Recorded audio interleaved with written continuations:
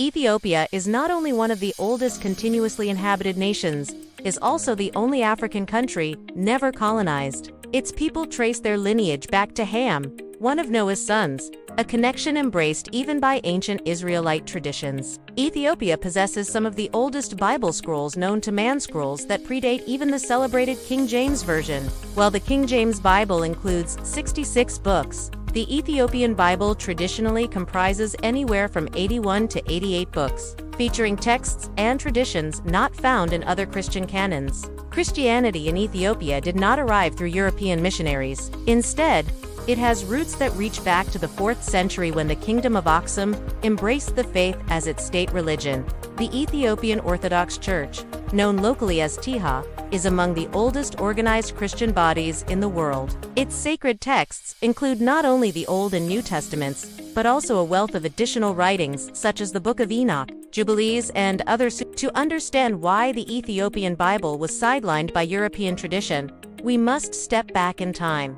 Originally, biblical texts were written in Hebrew and then translated into Latin, the famous Vulgate, by Saint Jerome around the year 400. Over centuries, numerous versions and interpretations circulated. In an effort to standardize the sacred texts, early church councils such as those at Nicaea in 325 AD and Constantinople in 381 AD were convened. They set strict criteria. Only texts written by an apostle or a direct eyewitness, and those aligning closely with accepted doctrine, were to be included. Yet many of the texts that appear in the Ethiopian Bible and Israelite laws and angelic lore did not meet these criteria. To simplify matters and emphasize the message of salvation, European Christian leaders ultimately rejected these extra works.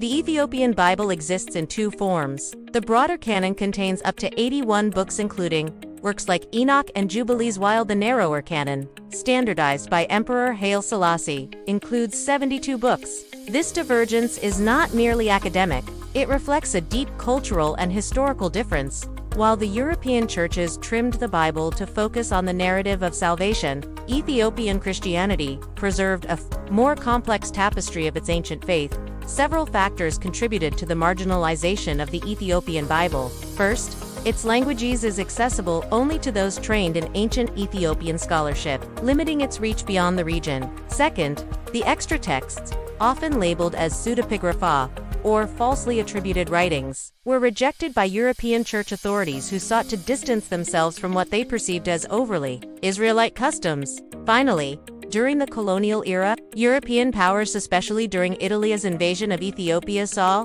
the Ethiopian Bible as a symbol of spiritual and cultural defiance. In an effort to dominate and impose a singular European religious narrative, they sought to ban or at least marginalize Ethiopia's complete biblical tradition. Today, renewed interest in the Ethiopian Bible is prompting scholars and faithful believers alike to revisit its rich heritage. This Bible reminds us that the sacred texts we know were once part of a much broader conversation, one that embraced a variety of voices, traditions, and interpretations. For many Africans and others seeking the true original narratives, reclaiming the Ethiopian Bible is not just an academic exercise, it is a journey towards spiritual and cultural authenticity. What do you think about the Ethiopian Bible and its hidden legacy? Join the conversations, share your thoughts, ask your questions, and rediscover a piece of history that challenges conventional narratives. Thank you for watching, and until next time, seek the forbidden and embrace the truth.